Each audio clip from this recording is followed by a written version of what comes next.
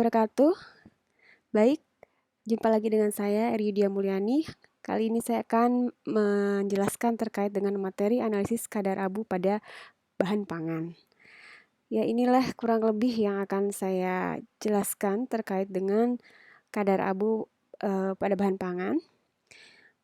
Ya, sebagaimana kita ketahui bahwa penentuan kadar abu ini dapat menjadi parameter ya, sebuah parameter kualitas dari pengolahan dan memang harus memiliki persiapan tersendiri untuk melaksanakan langkah-langkah untuk penentuan kadar abu ini. Karena memang berkaitan dengan penggunaan suhu yang sangat tinggi, kemudian ini juga ditentukan dengan berbagai macam metode. Nanti kita akan bahas kaitannya beberapa metode yang terkait dengan pengabuan. Di sini ada metode kering ataupun basah. Nah, dan juga biasanya beberapa ini dimulai dengan berbagai macam langkah-langkah seperti itu.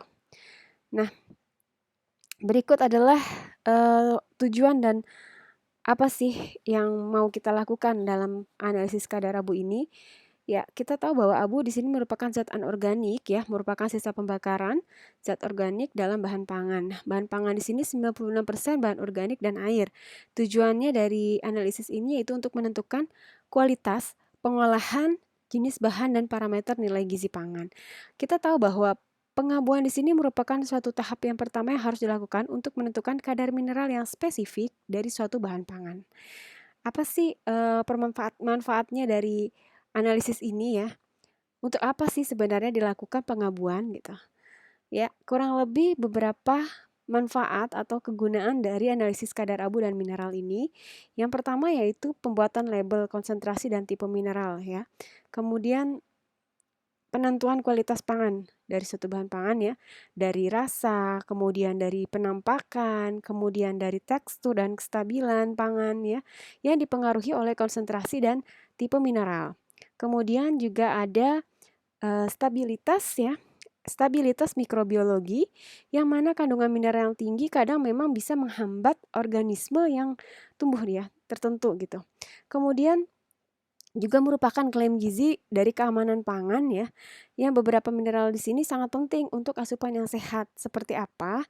Pada kalsium misalnya, pada kalsium, kemudian pada fosfor, kemudian pada kalium gitu ya. Nah, beberapa mineral yang dapat beracun seperti Pb, Hg ya, kadmium dan ada juga aluminium. Kemudian apalagi kegunaannya ya, yaitu pengamatan pengolahan pangan. Pastinya di sini penting ya untuk mengetahui bahwa kadar mineral suatu pangan selama pengolahan ya di sini berpengaruh terhadap karakteristik dari sisi fisik maupun kimia pangan itu sendiri. Baik. Tujuannya ini adalah pastinya dari secara mineral ya, makro di sini kita butuh ada beberapa kandungan ya dari 100 mg per hari untuk orang dewasa ya seperti natrium, klor ya, kemudian kalsium di sini K ya, fosfor dan magnesium. Kemudian dari mikro ya, zat gizi mikronya Fe, Mn, ya copper, zinc dan fluor ya.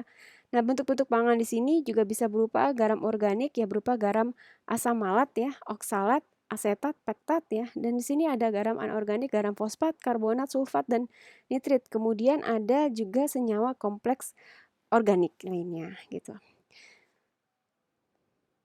Oke. Ya, persiapannya di sini kita lihat dari bahan tumbuhan ada produk lemak dan gula ya. Di sini kita lihat ukuran jumlah representatif dari total bahan pangan ya. Di sini harus homogen ya, cukup yang dapat ditimbang ya. Kemudian biasanya secara umum ini sekitar 2 sampai 10 gram. Nah, ini jangan sampai terkontaminasi oleh mortar yang biasa kita gunakan untuk menghaluskan. Kemudian dari air ya sama. Jadi kalau bisa digunakan aquades ya untuk mulai melarutkan seperti itu. Ya, di sini persiapan sampelnya juga sama ya. Bahan tumbuhan di sini kalau dikeringkan terlebih dahulu harus di dry oven ya, digiling dengan suhu standar.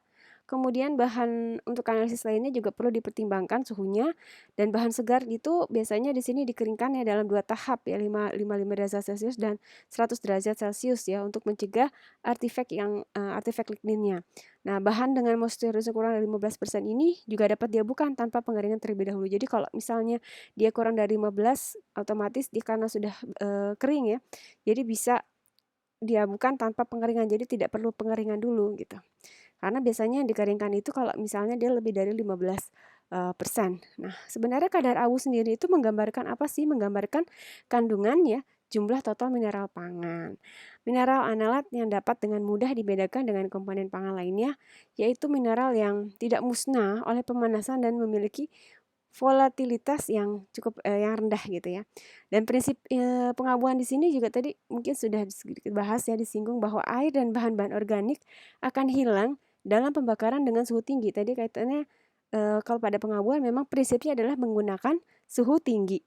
Dan residu yang tertinggal adalah mineral dan bentuk abunya itu terakhir adalah putih gitu. Ini persiapan sampel untuk bahan yang tinggi lemak dan gula ya. Tadi tanaman, kemudian di sini ada produk hewani, sirup rempah ya. Di sini ada perlakuan khusus untuk lemak, kelembapan, gula tinggi. Berusaha itu harus hilangnya sampel ya. Daging gula di sini perlu diuapkan sampai kering pada alat steam bath atau dengan lampu infrared. Sampai 1-2 tetes minyak zaitun yang tidak mengandung abu ya. Kemudian diuapkan ini agar keluar dan menghindari kerak pada produknya itu.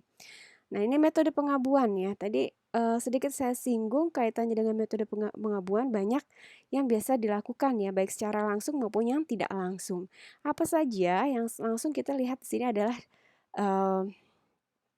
dry icing ya. Dry icing atau di sini kita destruksi komponen organik pada suhu tinggi ya di tanur tanpa nyala api yang biasanya hasil akhirnya adalah menyebabkan warna itu putih dan beratnya konstan gitu ya. Jadi memang ini hasilnya putih gitu.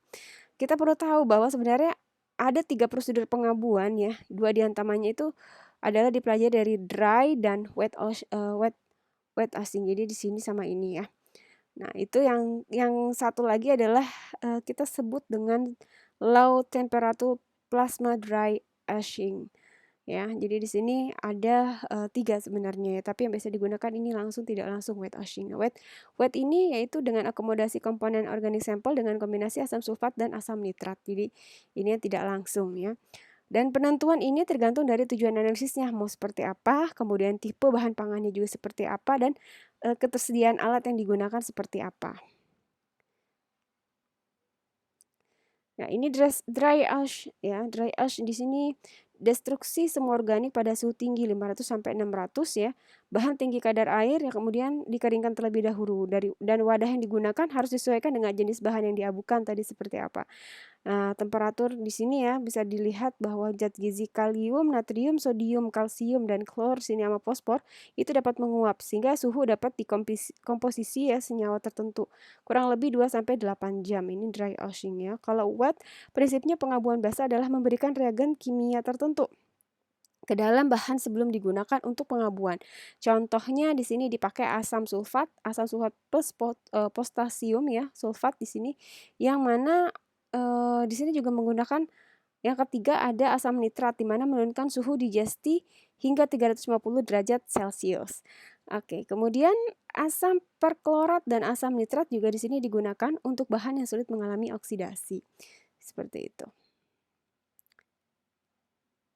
Kemudian wash washing sendiri sampel dengan berat 2-5 gram dimasukkan ke dalam gelas Erlenmeyer ya, kemudian ditambahkan dan dicampurkan HNO3 pekat ya.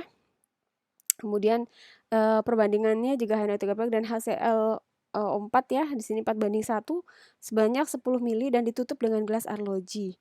Itu satu arloji 1 malam ya. Pemanasan sampel di atas hot bath-nya itu sekitar 111 derajat Celcius selama 6-8 jam. Jadi memang cukup lama sehingga ini harusnya ditinggal, dan tapi memang kalau di laboratorium itu harus ada yang mengontrol seperti itu ya.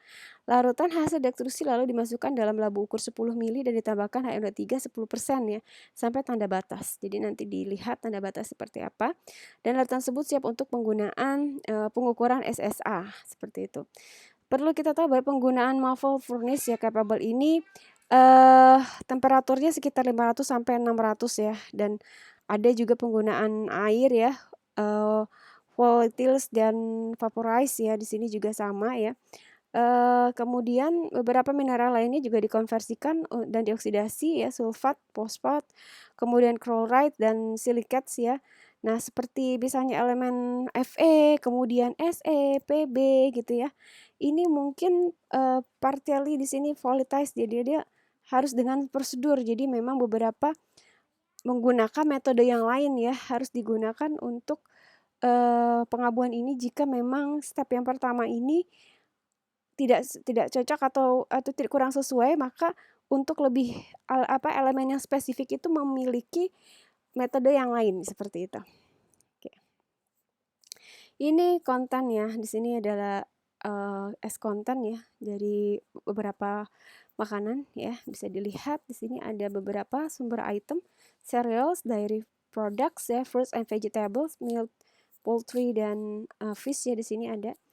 Nah, apa sih kelebihannya dan kelemahan ya secara langsung? Digunakan untuk penentuan kadar abu total bahan makanan dan bahan hasil pertanian, serta digunakan untuk sampel yang relatif banyak. Kemudian digunakan menganalisa abu yang larut dan tidak larut dalam air, serta abu yang tidak larut dalam asam. Kemudian tanpa menggunakan regensi ya, sehingga biaya lebih murah dan tidak menimbulkan risiko. Ya, kalau kelemahannya pasti membutuhkan waktu yang lebih lama, memerlukan suhu yang relatif tinggi, dan pastinya akan kemungkinan kehilangan air karena pemakaian suhu tinggi. Jadi memang benar-benar sangat kering gitu ya. Dan kelebihan abu yang secara tidak langsung di sini sebaliknya ya, waktu dibutuhkan relatif singkat, suhu digunakan relatif rendah, resiko kehilangan akibat suhu yang digunakan juga relatif rendah ya. Dengan penambahan gliserol alkohol dapat mempercepat pengabuan ya. Kemudian juga penentuan abunya biasanya lebih baik. Kalau kelemahannya hanya dapat digunakan untuk trace elemen dan logam beracu memerlukan regensia. Jadi memang tadi yang saya bilang bahwa setiap metode itu punya, kalau dia ada ciri khas yang berbeda, maka dia menggunakan metode yang berbeda juga. Jadi tergantung spesifik analisisnya apa. Seperti itu. Baik, kira-kira itu yang dapat saya sampaikan ya. Kurang lebihnya mohon maaf. Wabillahi taufiq wal hidayah. Wassalamualaikum warahmatullahi wabarakatuh.